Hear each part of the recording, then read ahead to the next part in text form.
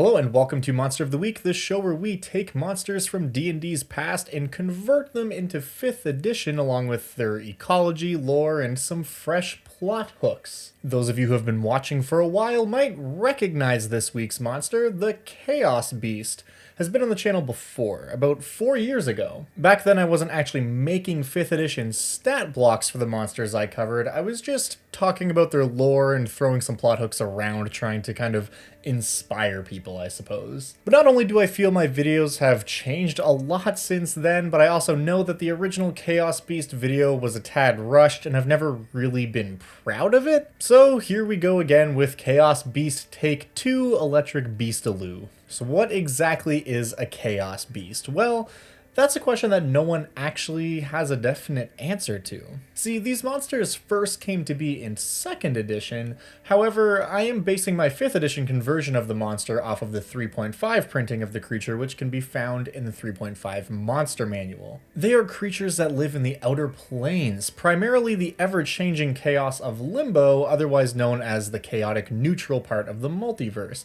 They are creatures which have no true form, instead opting to shift from shape to shape at a near constant pace. 1 second they might be a mass of writhing tentacles and mouths, the next they could have long, distended legs and a body covered in hair. Usually they move between shapes until they find one that suits their needs. Then they'll hold on to that body shape for a few minutes before inevitably morphing into something else. This might all sound very Lovecraftian, and it is, but we're gonna dive deeper into this creature's ecology and come up with some ways to use it in a D&D game very soon. But first and foremost, we need to understand just exactly what it's capable of and what kind of abilities it has. As always, there is a 5th edition version of this monster linked in the description below, so feel free to follow along if you want, but whatever you do, make sure you don't lose yourself because it is time for... These guys are a challenge rating of 6, and they have a really mediocre stat line. Their only action is to make 2 claw attacks, and they only deal an average of 4 damage on a hit. Like any mass of shifting shapes, the Chaos Beast moves at a slow pace. With a movement speed of 20 feet, they're not exactly the swiftest creatures in the monster manual, but God's help you if you get too close. I'm tying my hair back because I can't keep it out of my goddamn face for more than 2 seconds. The reason they are CR6, despite their total lack of apparent danger, is entirely due to one extremely wordy trait. Corporeal instability is the name of this trait, and it is, well, pretty heinous if I'm being honest. To give you a quick rundown of the small novel that is this ability's text, basically, if the Chaos Beast lands a hit with one of its 2 claw attacks, the target has to make a DC 15 Constitution saving throw. If the saving throw is a success, nothing happens. On a failure, that person becomes a spongy amorphous mass. They literally just become a blob of flesh, and they lash out to attack anything that gets too close to them, whether it be friend or foe. This effect also drains the creature's wisdom by 1 point each turn, and if their wisdom score reaches 0, they permanently become a Chaos Beast themselves under the control of the DM. However, if you are hit by this ability, all is not lost. An affected creature can use their action to make a DC 15 Charisma check. If they succeed, they are able to regain their form through sheer force of willpower.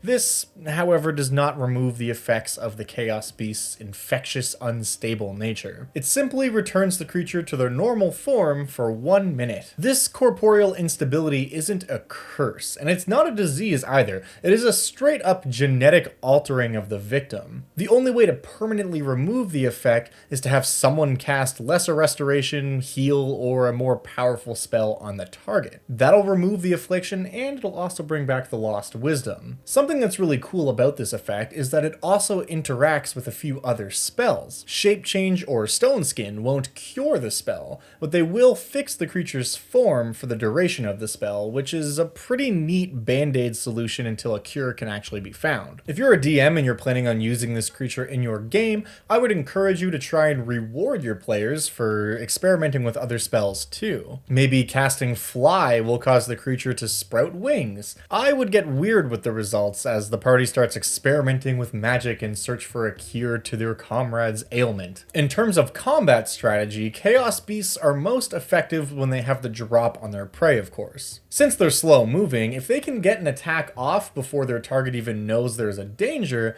the Chaos Beast is very happy. All it takes is one touch to potentially corrupt the living flesh of whatever they're facing off with, and they are very much aware of that fact. They also love caves, tunnels, or anywhere with dead ends that they can potentially trap targets. Chaos Beasts are most likely to make their lairs in places where they can pounce on intruders, but I guess that's getting a little bit into the plot hook side of things, so let's just move along and talk about some.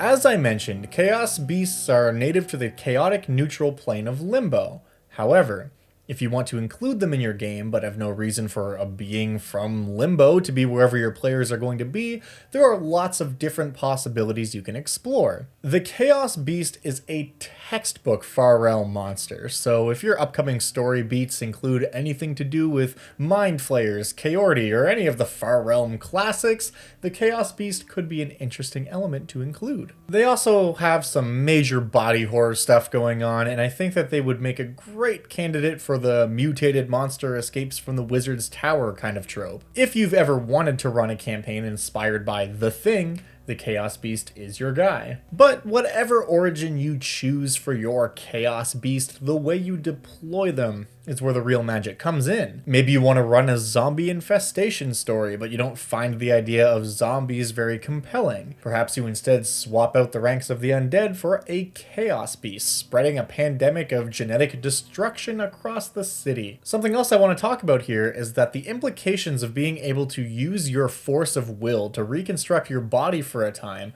are really interesting. Does that mean that you could potentially willfully reform your body into a different shape or maybe even a different person if you have the mental fortitude to do so and you were under the effects of the Chaos Beast's affliction? If that is the case, maybe a controlled dose of Chaos Beast flesh could be used as a sort of advanced plastic surgery, altering appearances or even curing some diseases. That's exactly the sort of thing that an alchemist or some type of practitioner of the arcane might be studying when their Chaos Beast subject breaks free. All in all, these weird little flesh monsters are pretty cool, and while they represent a very specific niche in monsters as well as horror potentially, it's a pretty underrepresented one in D&D at least, and I think they're really cool. If you've ever had a Chaos Beast used on you as a player, or you are a DM who has used one of these creatures in the past, definitely let us know down in the comments. I want to hear about it. And also tell me if you have any future plans for using this monster. I'm really curious to see what you guys come up with in terms of how you might use this monster, because you guys in the comments always come up with way crazier stuff than I ever envisioned with the plot hooks, and I think that that's just awesome. If you want to use this monster, as I mentioned, the stat block is in the description below in the form of a Google document link which contains all the information you will need to run this creature at your table. If you are one of my lovely patrons, of course, you will get access to the fancy schmancy 5th edition style stat block, which has the artwork and the text and everything kind of compiled into one page that you can slap into your DM folder. And if you're not already a patron and you're interested in checking that out, there's a link to that in the description too. Most importantly, I do just want to thank you guys so much for watching. It means the world to me that you are just here checking this out and listening to what I have to say about the horror show that is the Chaos Beast. And as always, if you have any suggestions for monsters from previous versions of D&D that you think are cool and never got their rightful stay in 5th edition, please let me know in the comments or on Discord or on Twitter or wherever your preferred place of outreach is. I'm always looking for new creatures to bring into 5th edition, and there's some crazy stuff out there. But that's all I got for today, so thank you for watching, and I'll see you in the next one. Until then.